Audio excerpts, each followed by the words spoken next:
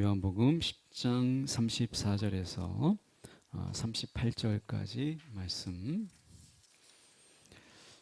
성경으로 보실 분들은 제가 가진 성경 신약 성경 163쪽의 말씀입니다.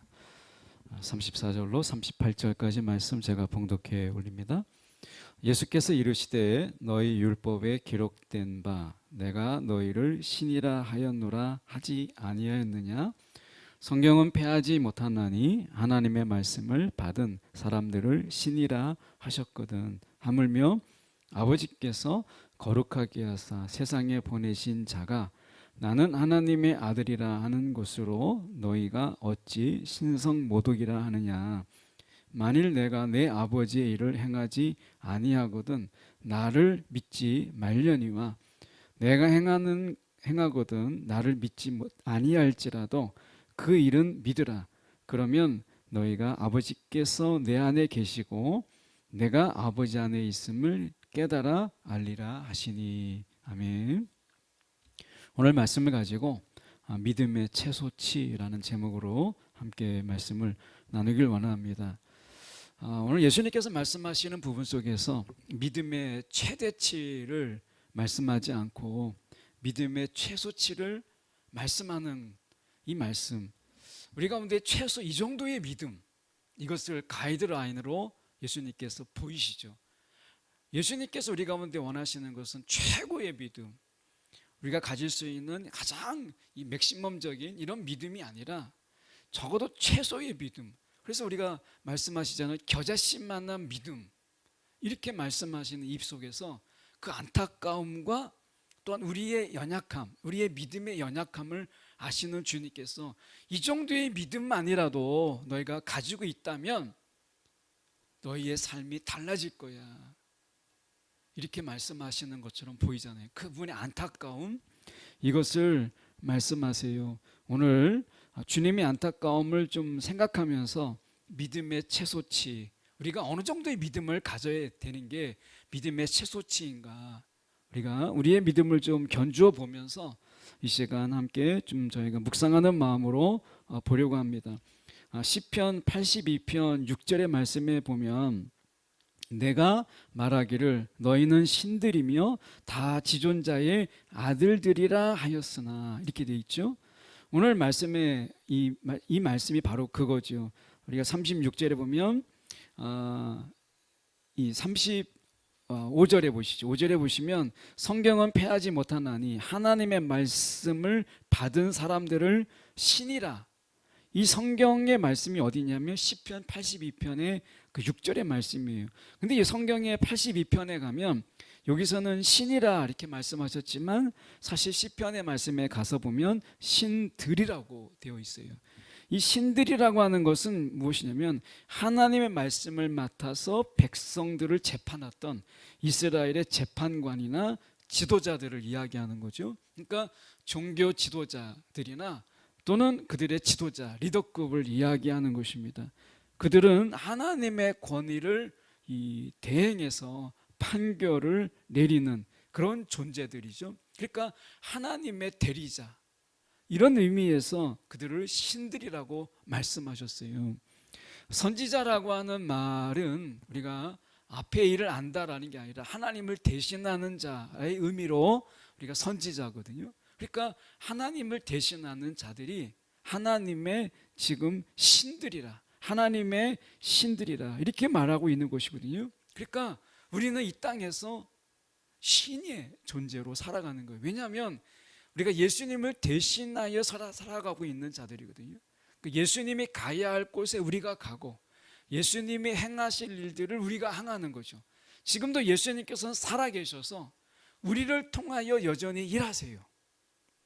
성령을 우리 가운데 주시고 성령 가운데 그리스도의 영, 성령의 또 다른 이름이 그리스도의 영이잖아요. 그분은 또 다른 보혜사이시거든요. 그러니까 예수님께서 지금은 승천하여 우리가 부활하여 승천하셔서 하나님 우편에 계시지만 오늘 성령, 다시 말하면 그리스도의 영으로 우리 가운데 임하여 주셔서 여전히 우리 가운데 역사하시죠. 그래서 우리를 통해서, 나를 통해서 예수님의 일을 지금도 계속하고 계시는 거죠. 그런 의미에서 저와 여러분은 신들이다. 하나님의 대리자, 대행자, 이런 의미에서 우리는 신들이다 라고 하는 거죠. 그런 의미에서 우리는 예수 안에서 부름받은 우리는 세속의 삶을 살지 않는 하나님의 대리자로, 예수 그리스도의 대행자로 살아가도록 저와 여러분을 부르셨다라고 하는 거예요. 그런 의미에서 여러분, 우리의 이 정체성을 어디에 두느냐면, 내가 예수 그리스도를 대신하는 자다, 이렇게 우리의 정체성을 분명히 알 필요가 있다라고 하는 거죠. 그런 의미에서 우리가 말씀을 좀 보면 우리가 이렇게 말씀하시잖아요. 36절에 보면 하물며 아버지께서 거룩하게 하사 세상에 보내신 자가 나는 하나님의 아들이라 하는 것으로 너희가 어찌 신성 모독이라 하느냐. 이스라엘의 종교 지도자들이나 그 지도자들이 하나님의 일을 대신하는 것이라면, 이제 하나님의 아들로서 이 땅에 보냄을 받은, 하나님의 뜻을, 하나님의 계시를 가지고 이 땅에 보이는 하나님으로 오신 예수 그리스도, 그분이 하나님의 아들이다라고 말하는 것, 이것을 어떻게 신성 모독이라고 하느냐, 이 말씀이거든요. 우리가 생각해야 될 것은, 하나님의 아들이다라고 하는 것은 당시 유대인들이 받아들일 때는 내가 신이다, 이런 뜻이거든요. 우리가 요한복음의 전체의 주제가 뭐죠? 예수님의 그 신성을 가리켜요. 마가복음은 예수님의 그 인성을 가리키는 거라면, 예수님은 신성과 인성을 가지신 분이시잖아요. 그러니까 마가복음은 예수님의 인성에 관한 부분을 다루고 있어요. 그런데 요한복음은, 우리가 다루고 있는 요한복음은 예수님께서 가지시는 그 신성에 대해서 우리가 말씀하고 있는 부분이 요한복음이거든요. 그러니까 사복음서는 각각의 모습 속에서 입체감 있게 예수를 다루고 있는데, 요한복음은 예수님이야말로 진정한 하나님의 아들, 곧 하나님이시다라고 하는 것을, 그분의 신성을 보이는 거예요. 그런 의미에서 오늘 그분의 신성, 이것을 우리가 생각해 볼 필요가 있는데, 38절에 다시 가서 보면 이렇게 말씀하죠. 내가 행하거든 나를 믿지 아니할지라도 그 일은 믿으라, 이렇게 말씀하셨어요. 그 일이 뭐냐? 요한복음적인 부분에서만 보면 5장의 베데스가 문마의 이 베데스의 이 연못에서 병자를 고치시죠. 그러니까 베데스다에서 병자를 고치시는 게 5장에 나오고요. 6장에 오병의 기적을 베풀어요. 그리고 9장에 태어날 때부터 맹인된 사람을 고치십니다. 그러니까 이런 이적과 기적을 행하세요. 이것이 지금 5장, 6장, 9장에 계속해서 예수님께서 베푸신 이적들이에요. 표적이죠. 근데 이것을 통해서 너희가 믿으라.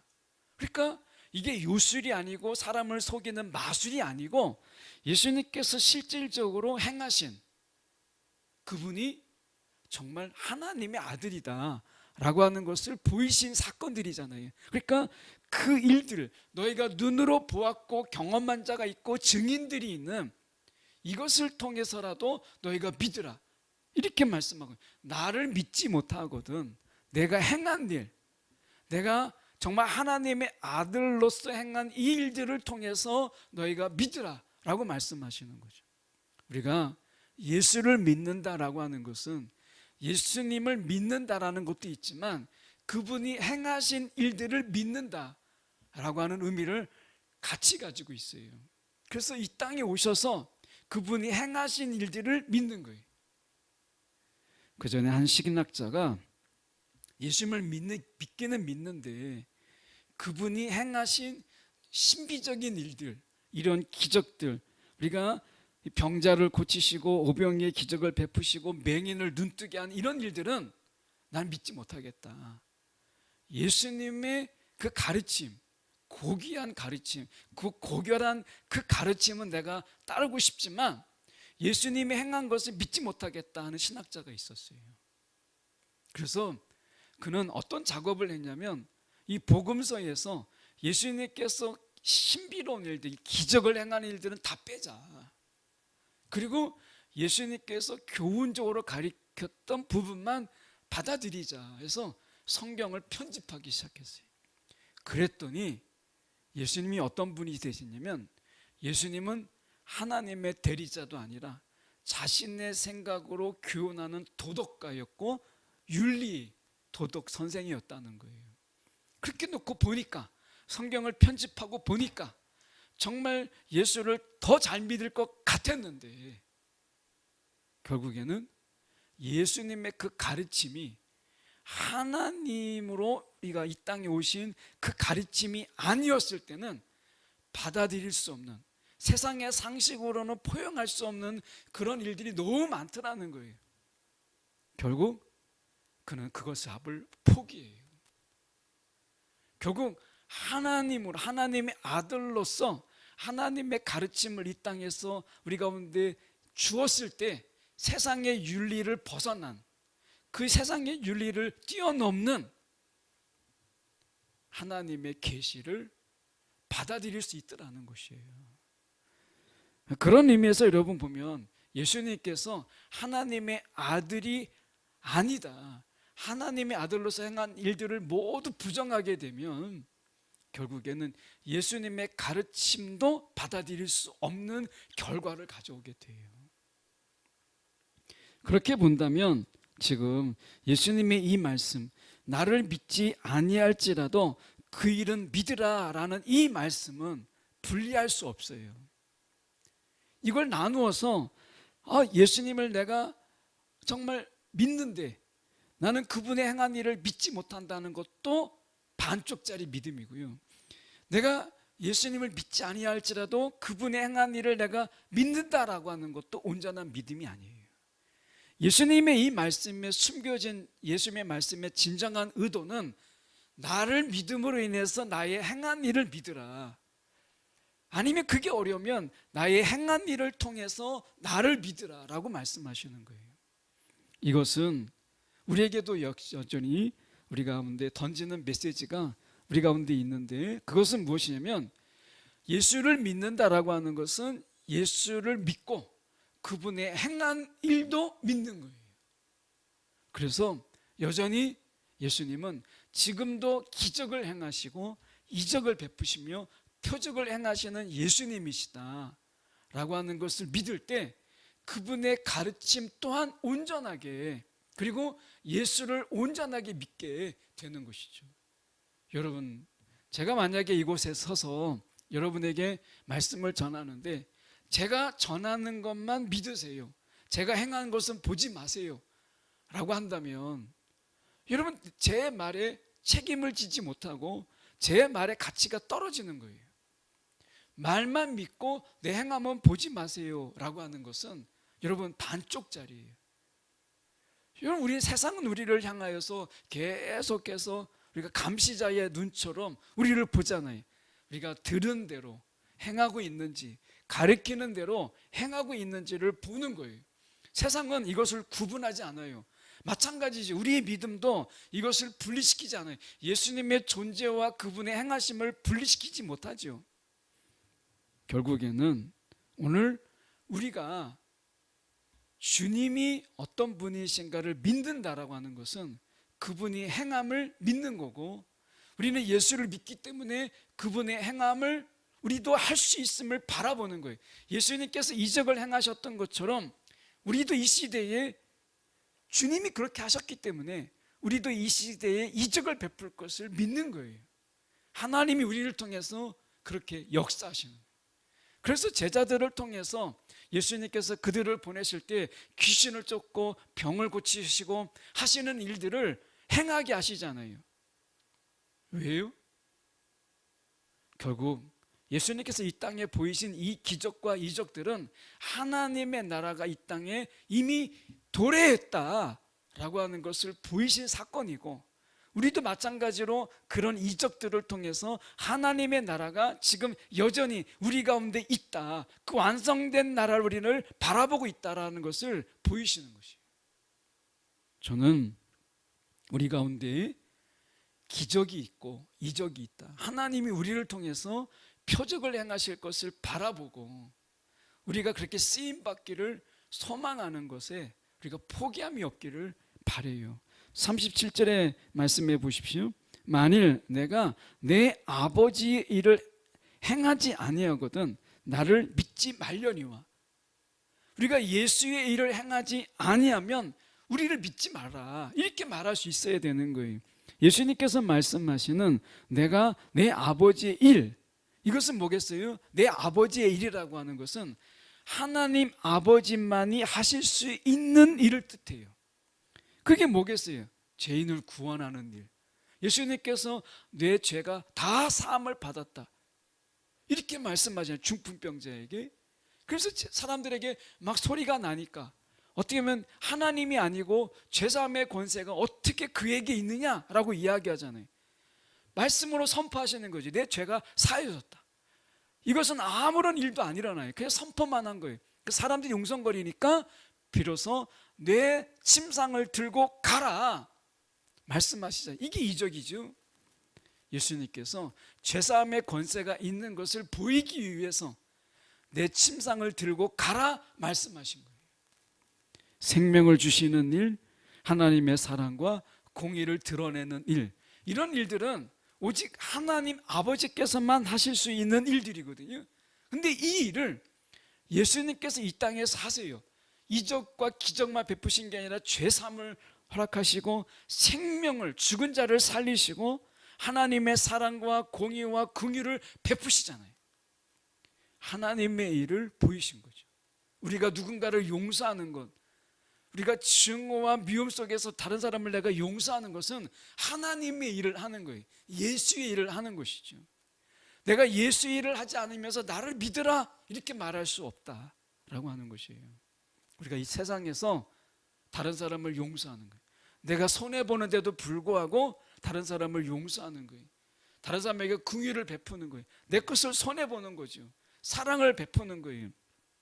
여러분, 다른 사람에게 생명을 살리는 일 때문에 내 것을 내어주는 거예요. 이런 것들이 오늘 주님의 일을 하는 거예요. 어제 우리 연탄 봉사가 있었는데 내 땀을 흘리고 때로는 내 에너지를 소비하는 거죠. 그리고 내 시간을 드리는 거예요. 그런 시간을 우리가 드림으로 인해서 어떻게 보면 사랑이 흘러가고 하나님의 그 긍휼이 흘러가게 하는 일이잖아요. 교회적으로는 재정이 출금되는 일이고 우리는 그 나누는 일 가운데 우리의 수고의 땀이 그 가운데 있는 거죠. 이것을 통해서 누군가가 어제 9가정인데 얼굴도 모르고 사실 그분들이 인사를 받은 것도 아니에요. 고맙다라고 나와서 인사하는 분이 한 분도 없어요. 그분들이 누군지 고맙다는 인사를 받은 것도 없고, 하지만 우리는 그 일을 통해서 무엇을 하는 거죠? 칭찬받기 위한 것이 아니라 주님의 일을 하는 거예요. 주님의 일. 예수님께서 이 땅에 오셔서 하나님의 일을 하신 것처럼 우리는 예수의 일을 하는 것이죠. 이것을 통해서 우리가 예수님을 대신하는 자다, 이것을 세상에 우리가 보이는 것이죠. 그래서 우리가 보면 우리가 믿음의 최소치라고 하는 것은 결국 우리가 예수님의 그 신성이나 교리, 이것이 아니라 눈앞에 나타난 어떤 선한 결과와 변화, 이것을 인정하는 것이라고 볼 수 있어요. 다시 설명하면 최소치라고 하는 것은 예수가 하나님의 아들인지는 내가 잘 모르지만 병자를 고치고 소외된 자를 돌보는 이런 선한 일을 하는 것에 대해서 부정할 수 없도록, 세상이 우리가 하는 일에 대해서는 부정할 수 없도록 하는 것, 이게 믿음의 최소치라는 거예요. 내가 예수를 믿고 그분의 말씀에 따라서 아멘 하는 자인 것, 그들은 관심이 없어요. 세상의 관심은 우리가 예수를 대신해서 그들에게 긍휼을, 그들에게 정말 자비를 베푸는, 그들 스스로 생각할 때 야, 이거는 정말 부정할 수 없다, 그들이 행한 일들에 대해서는, 예수님을 대신하는 그 일들에 대해서는 부정할 수가 없다, 이게 믿음의 최소치라는 것이죠.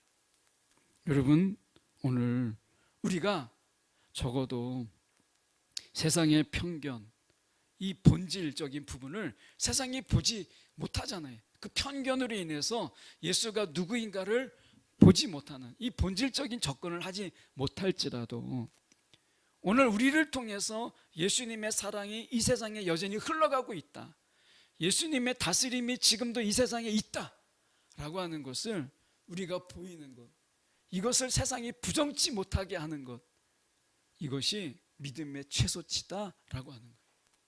오늘 우리가 살아가는 가운데 여러분, 이러한 사실 앞에서 부정할 수 없게 하는 이 믿음의 최소치, 이것을 우리 가운데 말씀하시는 거예요. 그래서 우리가 말씀을 듣고 한 주간 살아가는 가운데 말씀대로 그 말씀이 우리 가운데 실제가 되게 하는 그런 삶, 이런 삶이 다른 사람이 볼 때 예수에 관심이 없는 사람이라 할지라도 그런 사람들에게 보이는 믿음의 최소치, 작은 순종, 이거죠. 우리가 주님 앞에 주님을 대신할 수 있는 작은 순종, 그리고 주님을 대신할 수 있는 작은 선행, 이런 것들을 통해서 세상이 정말 주님이 살아계시는구나, 주님이 정말 이 땅에 여전히 긍휼을 베푸시는구나 라고 하는 것을 보이는 것, 그런 자의 삶을 사는 것, 이게 믿음의 최소치다 라고 하는 것이죠. 오늘 세상에 대해서 우리가 전도할 때 예수님을 믿으십시오, 그러면 정말 천국에 갑니다. 어떤 분들은 이야기해요. 예수 믿으세요, 그리고 행복하세요 라고 이야기해요. 그런데 그들에게 믿으라고만 하지 말고 우리가 정말 그들에게 팩트를 보이는 거예요. 사실을 보이는 거예요. 예수 믿는 자의 삶이 어떠한가 라고 하는 이 팩트를 보이는 것이죠. 이것이 하나님이 우리 가운데 말씀하시는 믿음의 최소치. 예수님께서 하나님을 믿지 못한다면, 하나님의 아들이라는 것을 믿지 못한다면 하나님의 일을 하신 그것을 보라 라고 했던 것처럼, 여러분, 오늘 우리 가운데 그들의 이 믿음의 문턱을 좀 낮추라는 거예요. 그 세상 사람들의 믿음의 문턱을 높이는 게 아니라 문턱을 낮추는 이러한 믿음이 우리 가운데 있기를 원하시는 거예요. 여러분, 우리가 전도의 대상자들에게 믿음의 문턱을 낮추는 이 일을 우리에게 하라고 말씀하세요. 믿지 못하는 자들에게 너 왜 믿지 못하느냐, 이게 왜 안 믿어져? 라고 하는 믿음의 문턱을 높이는 게 아니라 오늘 그들에게 믿음을 강요하는, 이것은요 믿음의 문턱을 높이는 거예요. 예수님께서 하셨던 것처럼 그들이 적어도 우리가 행하는 일들, 그 말씀대로 살아가는 그 삶의 작은 순종들을 통해서 부인할 수 없는 사실들이 늘어나게 될 때 결국 그들의 믿음의 문턱을 낮추는 것이죠. 이것부터 해라 라고 말씀하시는, 결국 믿음의 최소치는 뭐죠? 하나님의 말씀 앞에 내가 먼저 아멘하고 그 삶을 살아가는 것, 작은 일 가운데 순종의 행함, 작은 순종들, 이것이 우리가 믿음의 최소치라고 하는 것입니다. 이해해서 믿는 것이 아니라 거부할 수 없는 사실 앞에서 무릎을 꿇게 하는 것, 이 믿음의 겸손함, 이것을 우리가 잊게 하는 것, 이것이 믿음의 최소치다라고 하는 거예요. 여러분, 우리 가운데 당장 이적과 기적이 우리 가운데 행할 수 있는 것은 아니더라도 그들이 부인할 수 없는 이런 하나님의 긍휼, 주님의 자비의 이런 행함이 그들에게 있음으로 인해서 마음 한켠에 높이 쌓아 두었던 믿음의 문턱을 한 계단 한 계단 낮추는 일들을 우리가 먼저 하라라고 말씀하시는 거죠. 마틴 루터 킹이 이런 이야기를 했어요. 믿음은 60cm 앞에 정말 칠흑 같은 안개 속에서 한 걸음을 내딛는 용기다. 발을 떼는 순간 다음 60cm가 보일 것이기 때문이다. 오늘 주님께서 우리 가운데 믿음의 최소치는 뭐예요? 앞이 캄캄하게 안개가 자득하지만 60cm 앞에가 보이지 않지만 예수님께서 우리 가운데 보이신 그 길, 그 걸음, 이것을 믿고 우리가 한 걸음을 내디디면 우리가 그만큼 또 60cm가 우리 가운데 보이는 거예요. 내가 한 걸음도 내딛지 않으면 우리는 아무것도 보이지 못해요. 그런데 내가 한 걸음을 내디디면 60cm가 이제 또 보이는 거죠. 그래서 우리는 그런 걸음들, 우리가 큰 보폭이 아니라 믿음의 작은 보폭, 이것을 통해서 더 넓은 세상을 좀 보게 하도록 하는 그런 자, 우리가 믿음의 한 걸음을 내디디면 우리 때문에 세상의 사람들이 60cm만큼 더 볼 수 있는 거예요. 하나님의 세상을. 그런 자의 삶, 큰 보폭이 아니라 작은 걸음, 60cm의 작은 걸음, 이 걸음으로 나아가는 자가 되라 말씀하시는 거죠. 오스왈드 챔버스가 이런 멋진 이야기를 했어요. 하나님은 우리가 모든 것을 이해하기를 원하지 않으세요. 이건 우리의 착각이에요. 하나님은 우리가 모든 것을 이해하기를 원하시는 것이 아니라 그분은 우리가 그분을 신뢰하기를 원하세요. 그러니까 모든 것을 다 하나님의 모든 것을 우리가 다 알기를 원하시는 것이 아니라 순종의 한 걸음 한 걸음을 내딛기를 원하신다는 거예요. 하나님은 우리 가운데 많은 것을 원하지 않으세요. 우리가 말씀의 그 한 걸음, 이것을 원하신다라고 하는 거예요. 38절 우리가 같이 한번 우리가 보겠습니다. 내가 행하거든 나를 믿지 아니할지라도 그 이름 믿으라. 그러면서 그 다음에 중요한 말씀을 하십니다. 너희가 아버지께서 내 안에 계시고 내가 아버지 안에 있음을 깨달아 알리라, 이렇게 말씀하시거든요.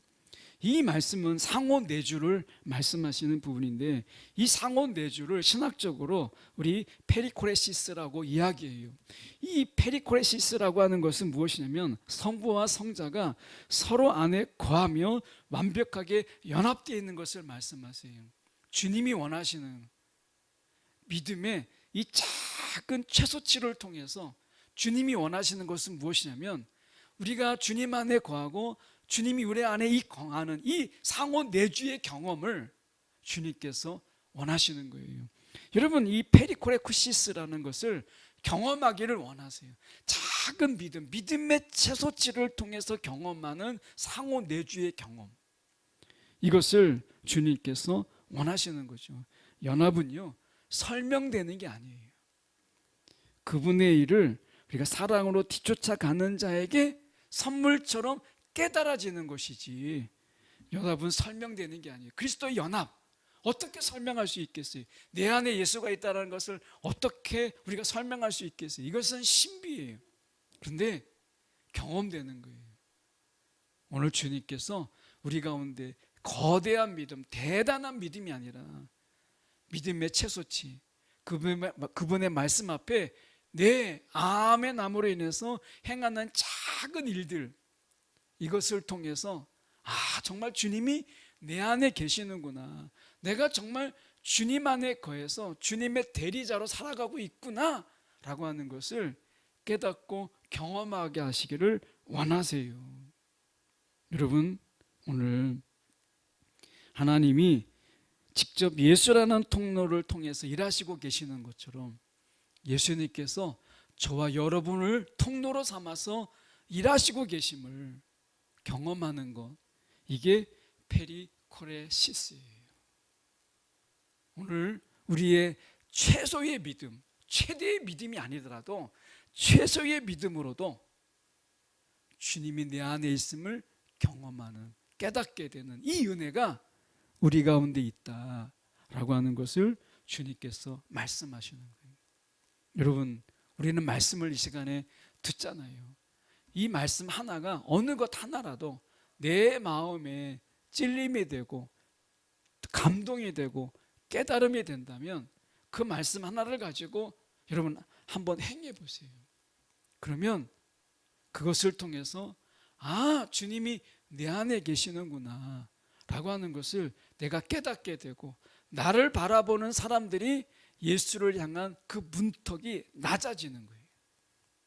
이 역사가, 이 놀라운 신비가 저와 여러분 가운데 은혜로 주어지고 있음을 깨닫는 저와 여러분 되기 원하고, 여러분 오늘도 우리가 세상에 어려움이 있고 세상에 바쁨이 있어도 이 믿음의 최소치는 양보하지 않는 청년의 신앙으로 살아가기를 간절히 소망합니다.